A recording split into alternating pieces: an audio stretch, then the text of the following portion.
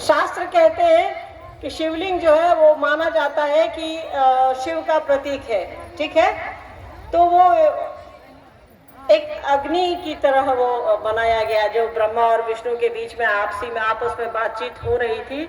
तो उन्होंने कहा कि शिव की शक्तियों को एक जगह केंद्रित करने के लिए एक स्तंभ की तरह हम लोग बनाते हैं, और शिव श्रेष्ठ है या नहीं ये हम लोग देखते हैं। ये कहानियां हैं, ये पुराण कहते हैं, हम आप इसमें ना उलझे।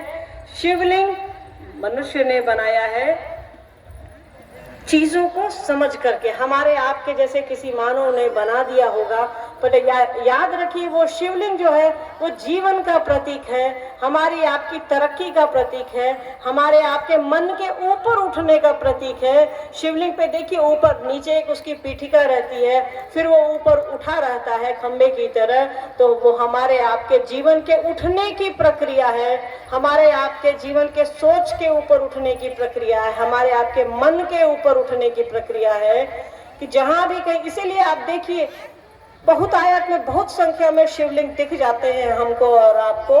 इसका अर्थ होता है कि शिवलिंग दिखता है तो आपको और ये हमको ये समझना चाहिए कि ये जीवन का प्रतीक है। ये कह रहा है कि अपने मन को ऊपर करो जो ईश्वर की ओर जाएगा, और ये गुरु ही ले जा सकते हैं। इसीलिए शिवलिंग बने होंगे, ऐसा मुझको लगता है।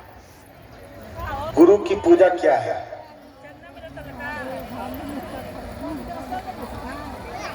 पुष्पा रामानंद, नाराव आजमगढ़। गुरु की पूजा क्या है?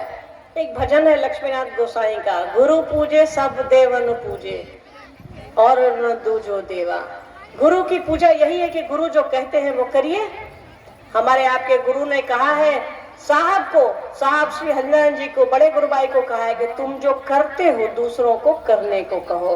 तो साहब करते क्या थे वो हमको और आपको कह रहे हैं। साहब कह रहे हैं कि शिव शिष्य बनो और शिव शिष्य बनाओ, यही गुरु की पूजा है।